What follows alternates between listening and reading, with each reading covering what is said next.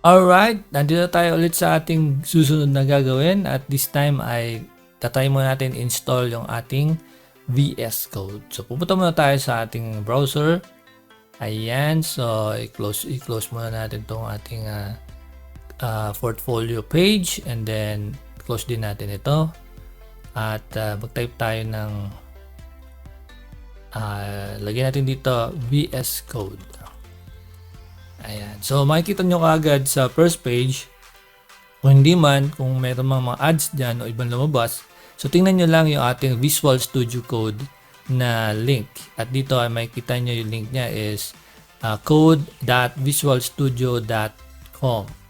So, dito ay makikita din niyo yung ating download. Ayan. So, click ko lang yung download. Pwede rin kayong magbasa dyan, no, para sa inyong additional information. Pero nandito na tayo agad sa download page. At dito sa download page ay pwede kayong pumili. No, meron tayo para sa Mac OS, then sa ating Linux, and then sa ating Windows 10 or 11. Ayan. So dito by default, nadedetect na ng browser kung ano ang compatible para sa iyo. So, pag kinlik natin Windows 10 and 11 is dadalhin tayo sa page na kung saan ay automatic magda-download na siya. Ayan, so binigyan na tayo ng idea ano yung tsura ng VS Code habang nagda-download siya sa background. Ito, nagda-download na siya dito. Ayan.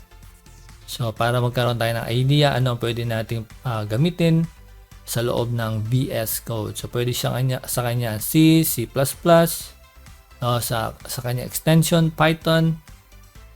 Ayan. So, keyboard shortcuts. So, dito pwede na kayo kumuha ng keyboard shortcut reference sheet. Ayan. Okay. Sa Windows tayo. Ayan. So, pwede siyang i-download. Ayan. So, dito ay pwede ninyong ma-master ang VS Code sa magitan ng pag-memorize o pag-muscle memory ng ating mga cheat sheet, ng ating shortcut sa keyboard. Ayan. So, okay. So, download na rin natin itong ating shortcuts sa Windows. Ayan. So, nasa downloads ako. Sige, keyboard shortcut, save. Ayan. So, pwede siyang i-print para mabasa ninyo kung saan man kayo nagpupunta or sa cellphone ninyo. I-open nyo lang sa cellphone ninyo at ma-remind kayo sa mga shortcut. No, kasi pag binasa natin ng binasa yan nakafamiliar tayo kung ano ang mga shortcut. Ayan. So, na-download ko na at tingnan natin sa ating download folder. Open ko lang ating folder dito. Ayan, and then ito yung ating keyboard shortcuts, and then andito na yung ating exe, yung ating installer. So sa akin ay x64, kung ano man ang gamit nyo ngayon, kung medyo older model pa, pwede ang x32. Pero madedetect naman yan kung mag-install ba o hindi. Kapag hindi nag-install sa inyo, ibig sabihin ay mas older model pa yung inyong laptop. So, ni-next ko lang, accept the agreement, next, then next, next. Pwede kayong maglagay ng check dito sa create a desktop icon para lumabas sa inyong desktop. Register code as an editor for supported file types. Add to path. Okay, sige, okay lang yan, yung default.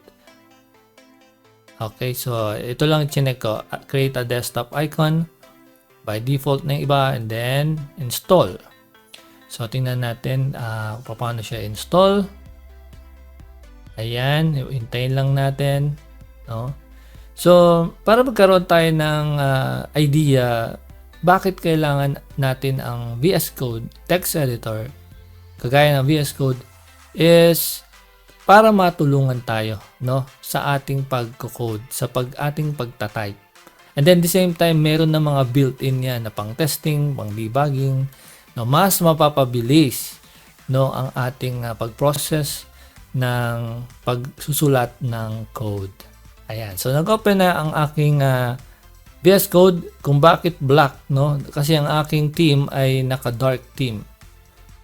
So, Didiscuss natin sa ating susunod na topic so paano i-customize ang inyong VS Code. So i-close muna natin ito nasa likod. Siguro i-zoom, ano ko muna ito, mas maganda yung ano mas gusto ko yung ganyan. No? Ayan. So ngayon ay meron na tayong latest version as of September 23, version 1.83. And then dito pwede niyo siyang basahin, no? Isa sa mga nagiging problema ng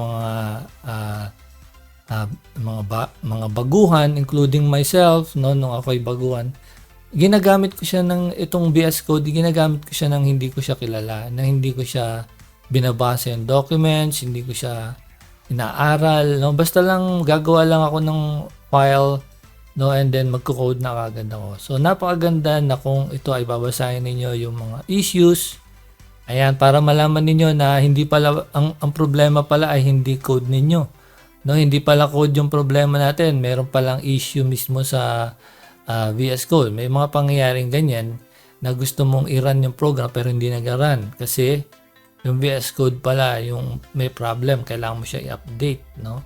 So may mga conflicting issues siya sa loob kasi napakarami dito na pwede mo install. No, dito sa extension makikita mo dito sa baba. Ayan, no? Kahit dito sa popular, installed. Yan, wala pa ako naka-install. Popular, Python, yan. Jupyter, which is ginagamit yan sa machine learning, Jupyter at iba pa, no? Ito ating C++, no? Napakaraming pwedeng install dito. Napakadami. Kaya dapat ay medyo aware tayo sa ating tinatawag na documentation. Ito yan. So, may release note, accessibility improvements, better command palette search. Ayan. So, pwede nyo siyang basahin. Ito, GitHub Copilot. So, dito sa atin sa source control, yung Git, no, ginagamit din dito. Pwede dito natin, dito tayo mag-pull and then mag-push. Dito using only VS Code. No? So, ang VS Code siya ay free version ng Visual Studio. So, meron tayong Visual Studio talaga. I-type lang natin sa bago. Visual Studio. Microsoft Visual Studio. So, pansinin niyo iba ang lumabas, di ba? Kesa doon sa Visual Studio Code. Kanina, tinype ko VS Code. Pero pag tinype mo dito, Visual Studio Code, iba yung lalabas. Pero pag binawasan mo ng code, lalabas ay Visual Studio. Okay? Ito yung version na may bayad. Na may bayad to. At napakamahal ng bayad. I-open natin. Ayan. Kasi dito ay kompleto na dito eh. Lahat ay nandito na kailangan mo. No? So, mabilis ka lang makakapaggawa ng code dito. No? Ayan. So, meron ding GitHub Copilot. Kasi ang GitHub ngayon ay I think connected na sa Microsoft. I think sa pagmamayari. No? I think siya na ang may-ari. Yung Microsoft na ang may-ari ng GitHub, binili na, no? Ewan ko kung, pwede natin i-search, no? Who owns GitHub? Yeah. Microsoft Corporation na. So, dati ay iba ang may-ari niya, pero binili na siya ng Microsoft. Kaya, na-integrate na nila lahat ng kailangan ng programmer, developer sa Visual Studio Code. So, ayan, medyo nabibigyan tayo ng mga ilang sagot. Bakit Visual Studio? Kasi nag-grow siya, nade-develop siya kaysa sa ibang mga IDE. No? May mga iba pang IDE. Top IDE. Top IDE lang. Ayan. So, makikita nyo dito sa Integrated Development Environment Software ay maraming lalabas dyan. At number 1 dyan yung Visual Studio palagi. No? Dahil sa ito ay napakalawak na ng pwedeng magawa using Visual Studio kaysa sa iba, no? So, meron pang 42. So, nagamit ko na yung iba dyan. Karamihan dyan ay may specific, katulad itong PyCharm, ito ay mainly for Python. IntelliJ IDEA, para siyang Jupyter din, no?